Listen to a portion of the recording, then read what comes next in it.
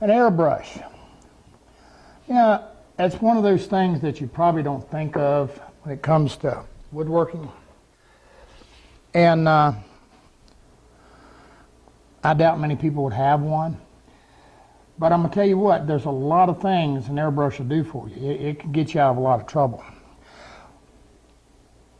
You can take a spray gun and turn the fan down as tight as it'll go and all but turn the fluid off and get a pretty small pattern. Kind of acting like an airbrush, but it's not. That fine texture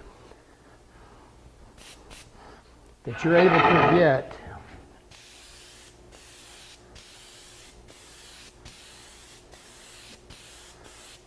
makes a huge difference.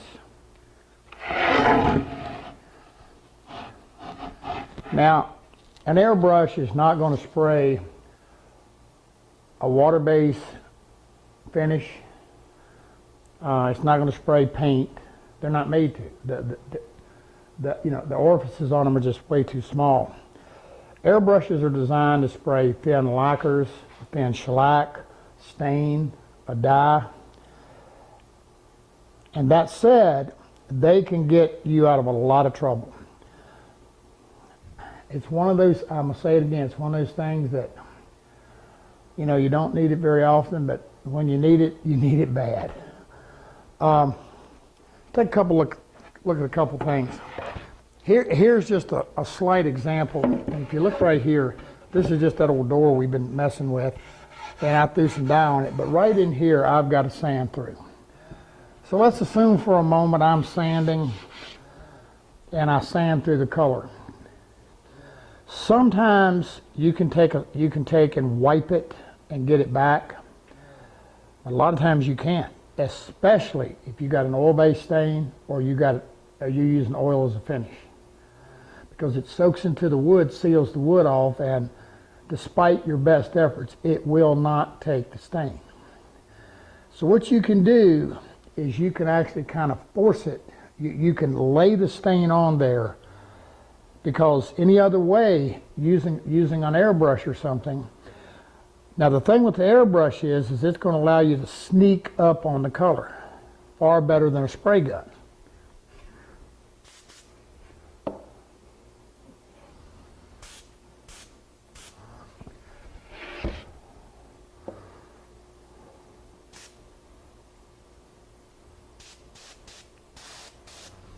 Now I'm going to show you what I got right now. And I'm going to show you about it.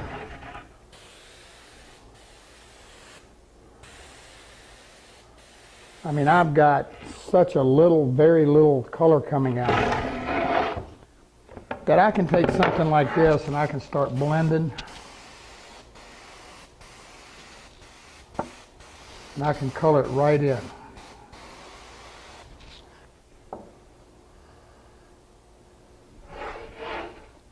The point of it is that it's so much more controllable.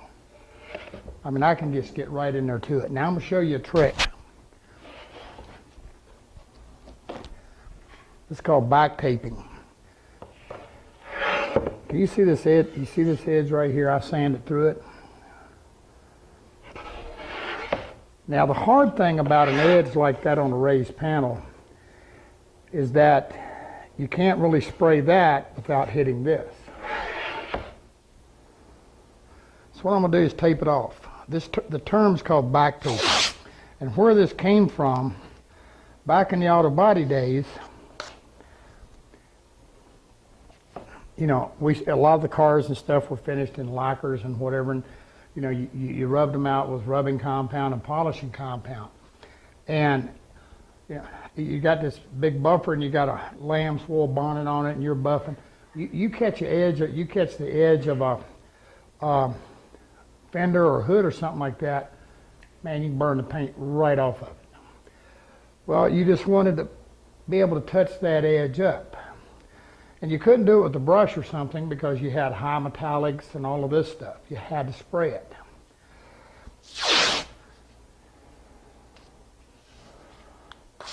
So what I would do is I would do what I called a back tape.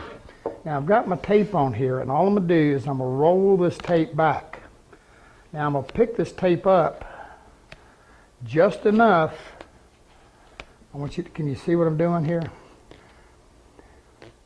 See, I'm just rolling this tape back.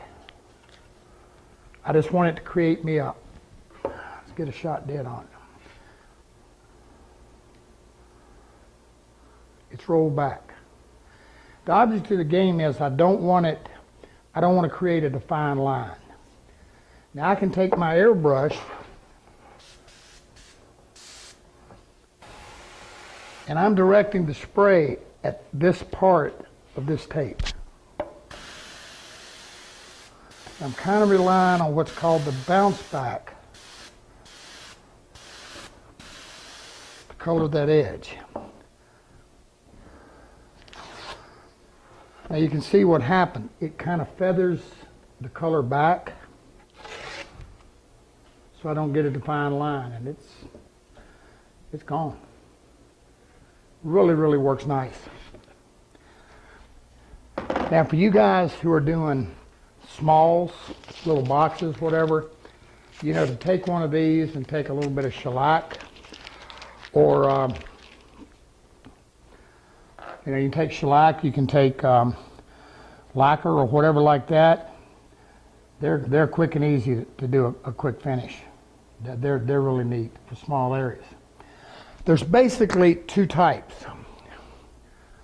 You've got one that if you look right here, you've got the nozzle, you've got your spray nozzle comes in, air goes through, and then pulls the fluid out of the canister. The way you adjust this with your fluid and whatever is by turning the nozzle right here. You just want to turn it whatever you need. That's going to adjust your fan a little bit, and it's going to also adjust the amount of fluid you're getting. And like I said, you can dial it right down. This is one of the simplest ones.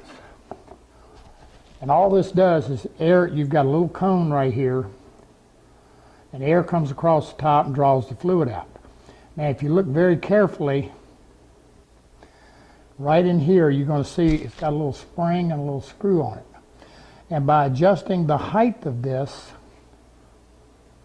up or down, can't show it to you from my big old fingers. Cover it in dye. By adjusting it up and down, that controls the amount of fluid that you're getting. See, I got kind of heavy there. I can take it down a little bit. That's nothing.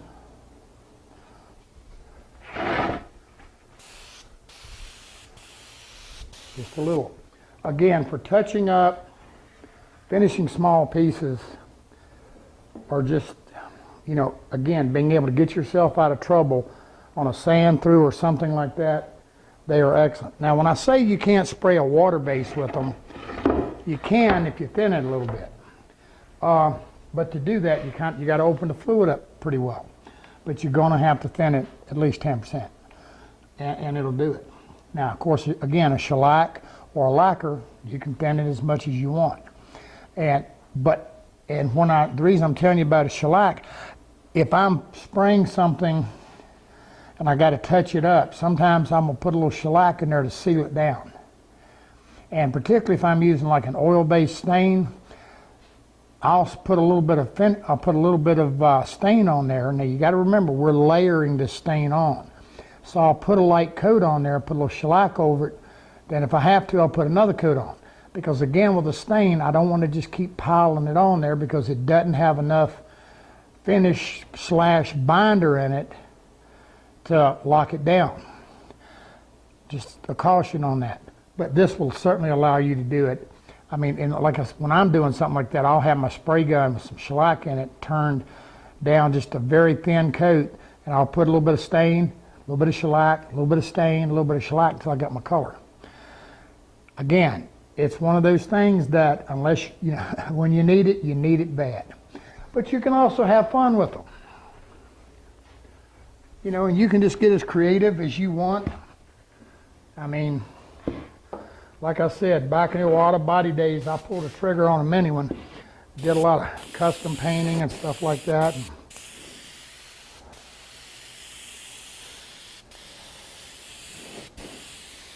just had fun.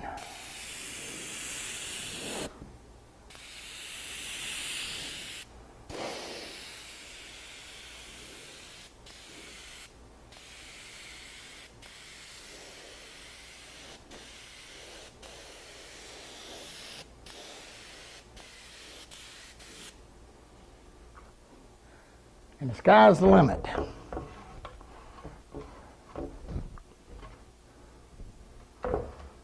I always do this in my finishing class, so I thought I did for you too.